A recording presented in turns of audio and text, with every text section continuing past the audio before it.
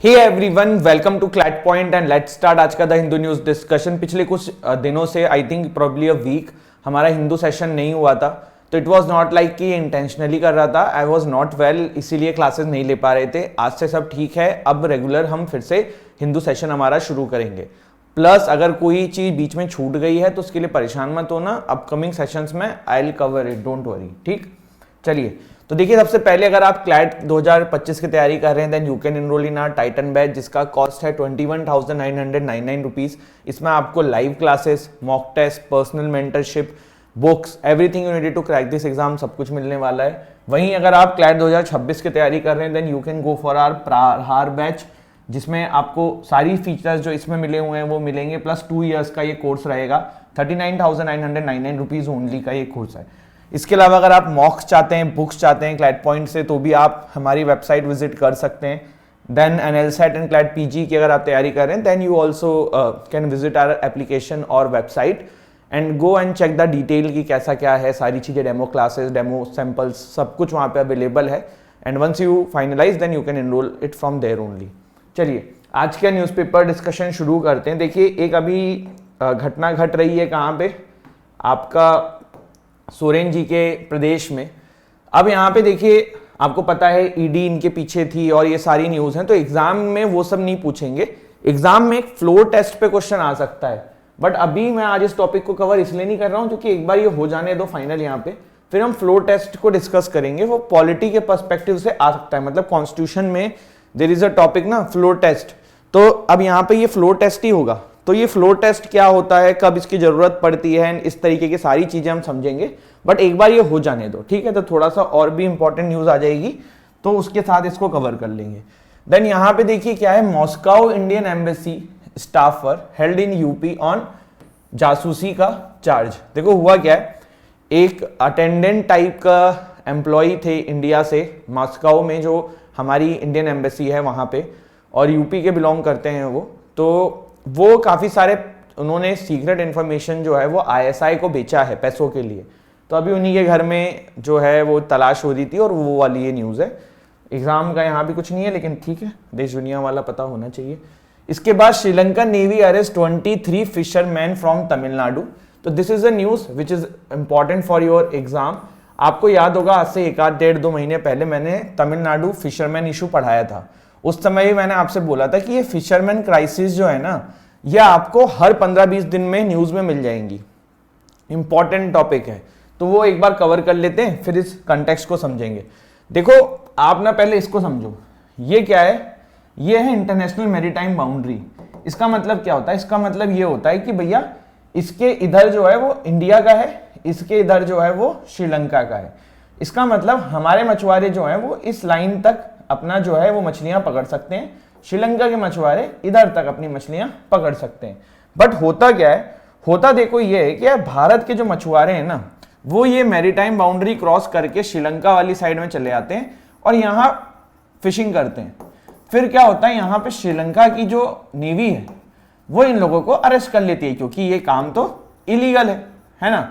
अब आप में से कुछ कहेंगे कि सर ये भारत के मछुआरे क्यों चले जाते हैं, अपने इधर करें ना, इतना तो पानी है यहाँ भी, ये इधर क्यों चले आते हैं। तो देखो 2 कारण है। पहला कि भारत के साइड में मछुआरे बहुत ज्यादा हैं, तो अब इधर इतनी मछलियां बची भी नहीं है।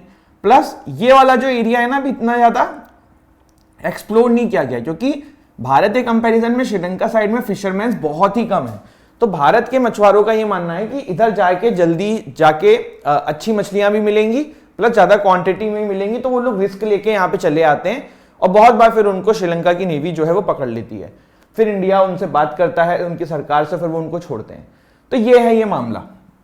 अब इसको थोड़ा सा और समझते हैं।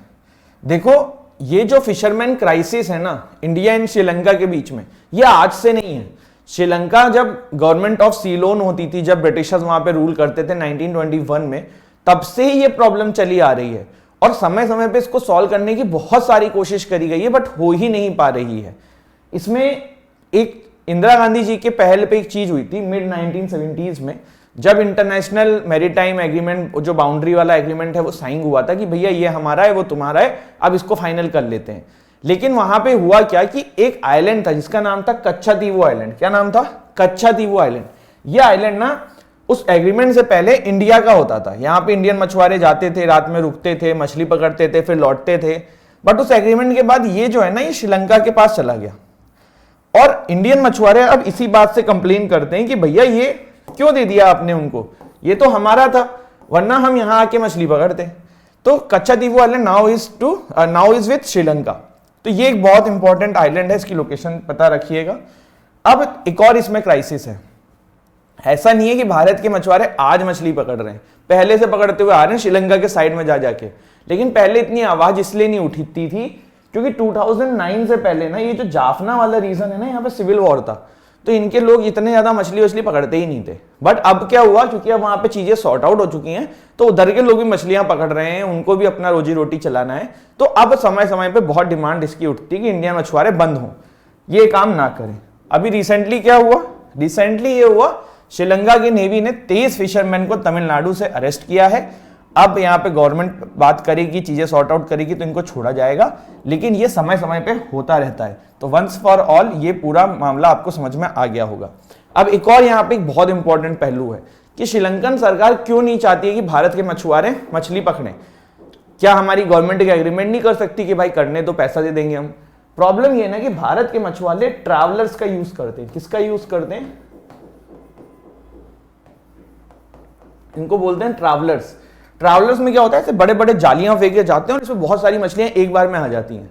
बट इसमें प्रॉब्लम क्या होती है कि मछली के साथ साथ उसके बच्चे भी आ जा रहे हैं, अंडे भी आ जा रहे हैं, जिसके वजह से मछलियों की संख्या इसीलिए इंडिया वाले साइड में कम हो रही है, क्योंकि छोटे मछली और अंडे भी वेस्ट हो जा रहे हैं। तो मछली कहां से आएंगी, नई मछलियां कहां से आएंगी।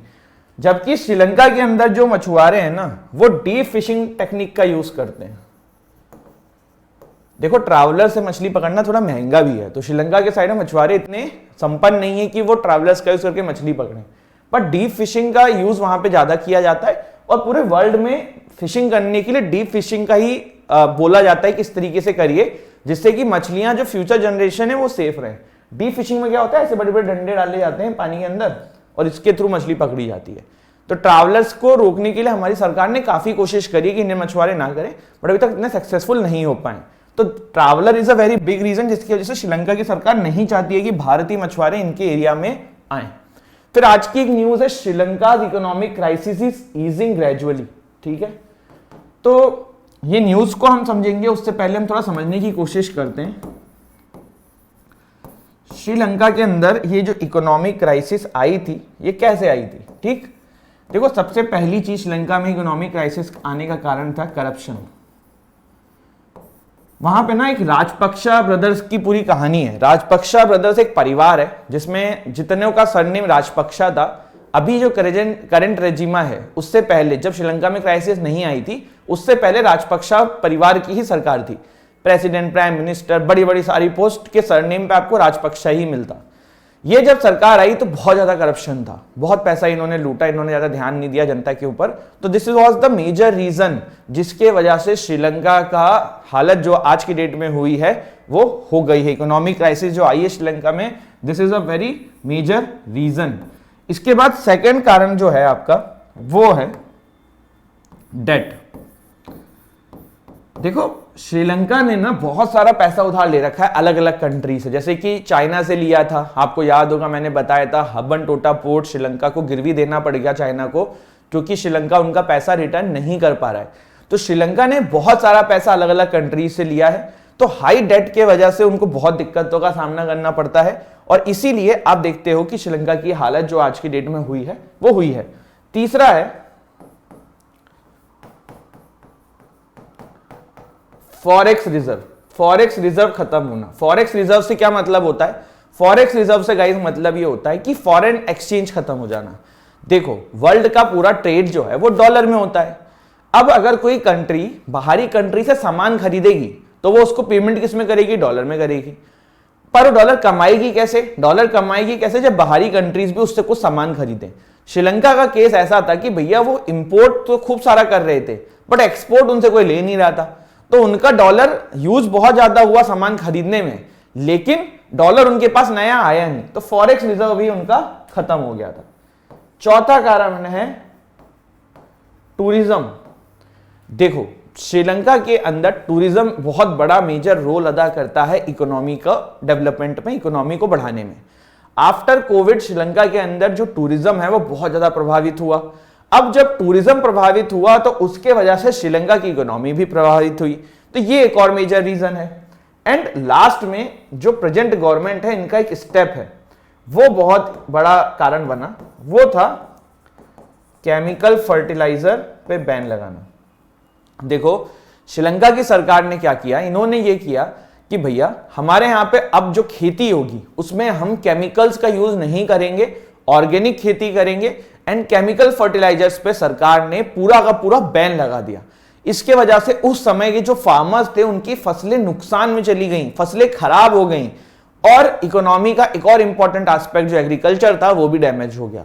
तो these are some major issues जिसके वजह से श्रीलंका में एक क्राइसिस हुई थी।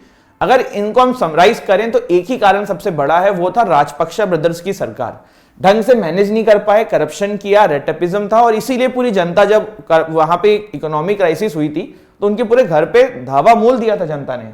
तो ये 5 कारण है, फिर से जल्दी जल्दी देख लेते हैं।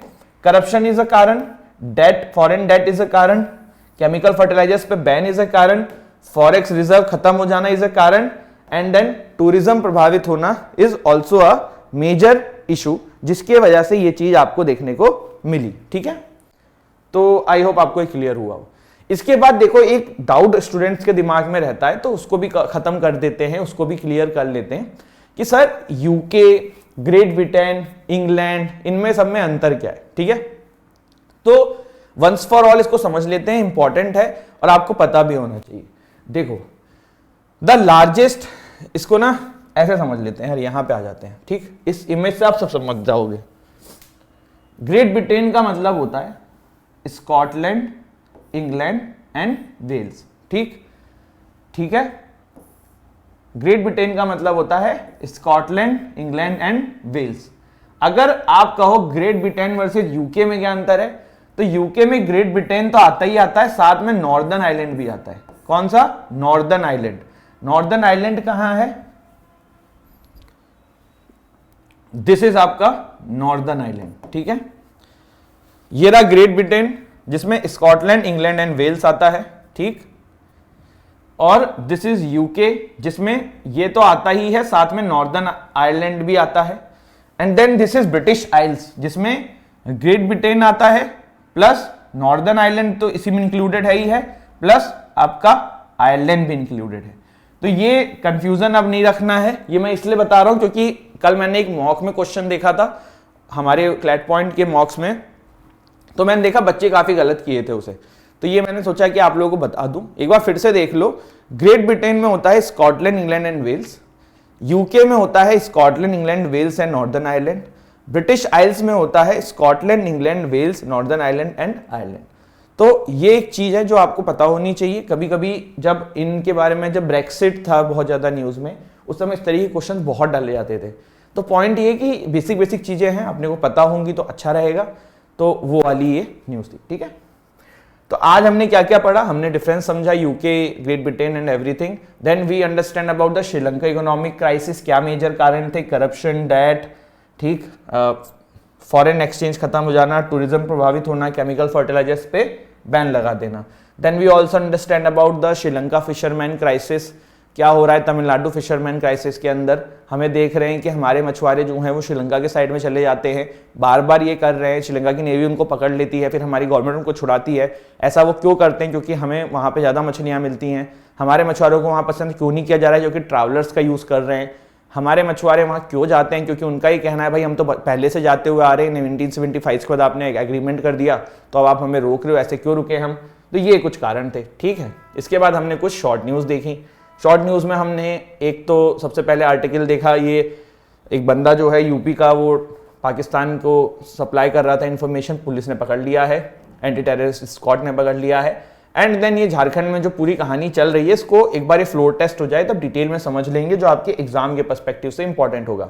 इसके अलावा अगर आप क्लैट की तैयारी कर रहे हैं तो don't forget to visit our app और वेबसाइट। क्लैट 2025 की तैयारी कर रहे हो, क्लैट 2026 की तैयारी कर रहे हो, जिससे कि आपको डिटेल में पूरी जानकारी मिल जाए, डेमो क्लास देख लो, and once you get all the information you can enrol yourself. ठीक है, तो this is it, thank you so much, जय हिंद जय भारत।